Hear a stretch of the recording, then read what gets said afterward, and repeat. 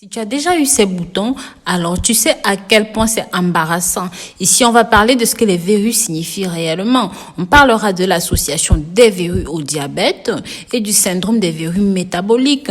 Elles sont laides, inconfortables, nous font nous sentir en insécurité à propos de notre apparence et parfois peuvent devenir très ennuyeuses. Ça, c'est l'aspect visuel. Mais aujourd'hui, je vais vous dire ce que cachent ces boules, quels risques et dans quel cas est-ce qu'il faut consulter sans attendre. Vous verrez que même ces mochetés ont leur bon côté. Ils pourraient vous sauver la vie. Mais avant d'aller en profondeur, n'oubliez pas de vous abonner sur votre chaîne de santé préférée. Activez les notifications pour toujours être au parfum de tout ce que nous publions. Notre peau nous parle. Si nous prêtons attention, nous pouvons identifier à temps une série de maladies complexes.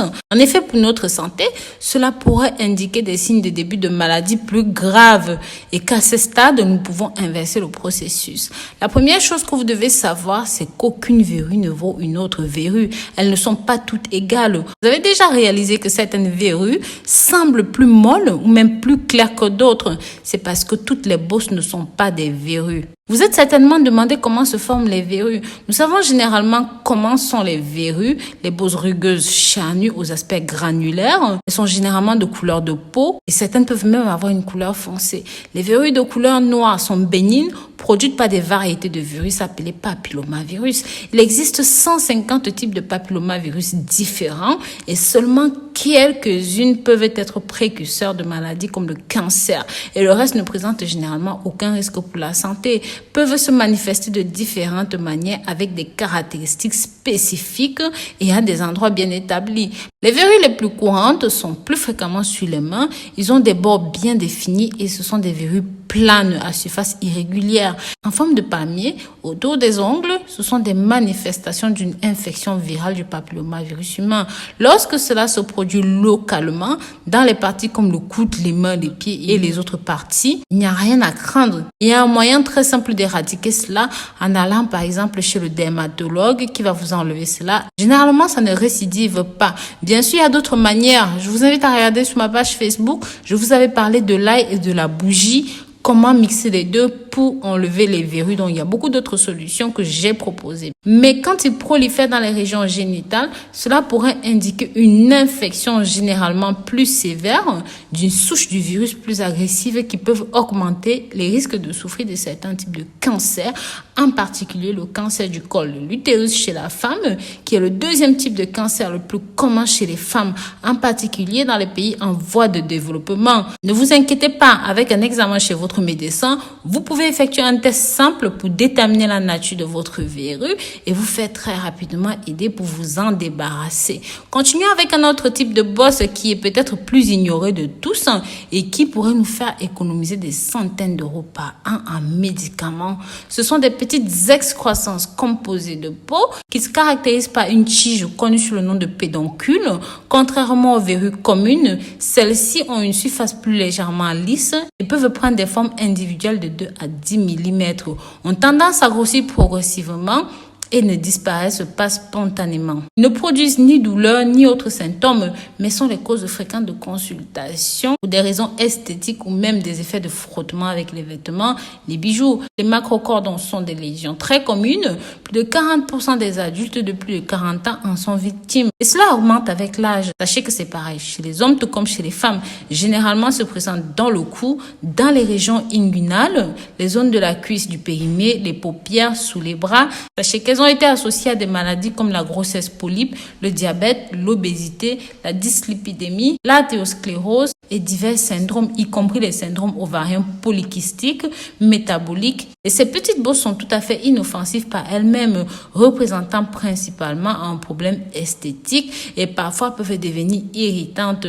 Diverses études ont révélé que cela est lié à des problèmes de santé plus graves tels que nous l'avons dit plus haut. Une étude publiée en 2007 par le Magasin international de dermatologie a constaté que les personnes qui avaient plusieurs étiquettes de peau étaient également plus susceptibles de souffrir de diabète diabète sucré. Le résultat de cette étude a aussi montré que les gens avec des étiquettes cutanées avaient beaucoup plus de niveau de triglycérides, et aussi de la leptine élevée en comparaison avec les gens qui n'avaient pas cette petite boule sur la peau. Ils ont aussi constaté que les niveaux de cholestérol étaient plus élevés chez les personnes avec ces protubérances. Une publication de 2019 de la revue indienne de dermatologie en ligne a montré que les personnes présentant des excroissances cutanées ont 11 fois plus de chances de souffrir de problèmes de cholestérol. Ces marques de peau représentent un risque accru de développement de syndrome métabolique. C'est pourquoi il est recommandé de consulter sans attendre. Il est recommandé d'effectuer des analyses pour réduire les risques de complications que ces maladies peuvent présenter.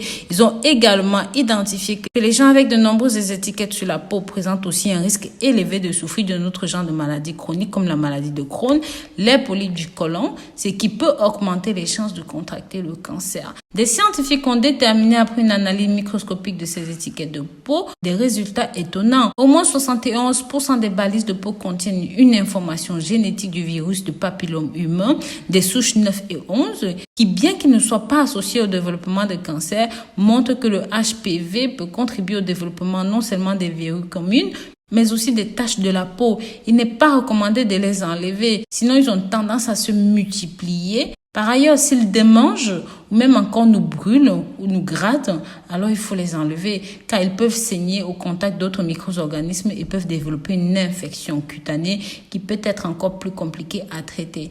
Donc voilà, il y a beaucoup de méthodes pour les éliminer sans avoir besoin de consulter. Cependant, avant d'effectuer une de ces méthodes, je vous conseille d'aller consulter votre médecin pour qu'il effectue tous les tests métaboliques nécessaires pour exclure les syndromes métaboliques qui peuvent entraîner l'hypertension, le diabète sucré, les problèmes cardiovasculaires, même les problèmes de cholestérol.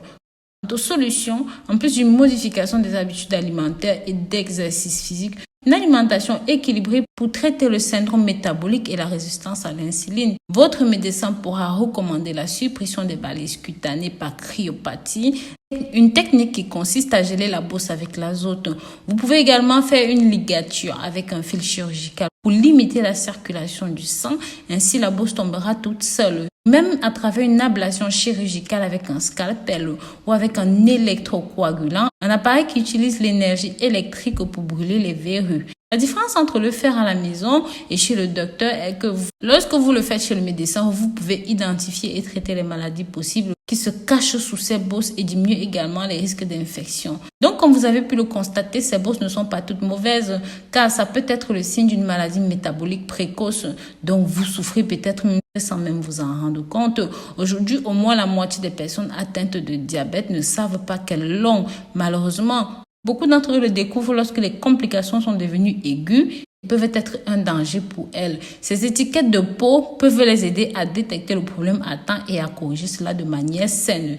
Et généralement, malheureusement, il s'agit d'urgences de santé graves telles que, par exemple, les crises cardiaques aiguës, des événements cardiovasculaires, de la myocardie, entre autres. Donc, si vous voyez l'une de ces excroissances sur votre peau, vous pouvez réellement vous faire économiser beaucoup d'argent si vous allez consulter un médecin pour exclure les risques comme des maladies graves, puisque les diabètes sucrés et même les syndromes métaboliques peuvent être diagnostiqués plus tôt et traités et sans compliquer la vie.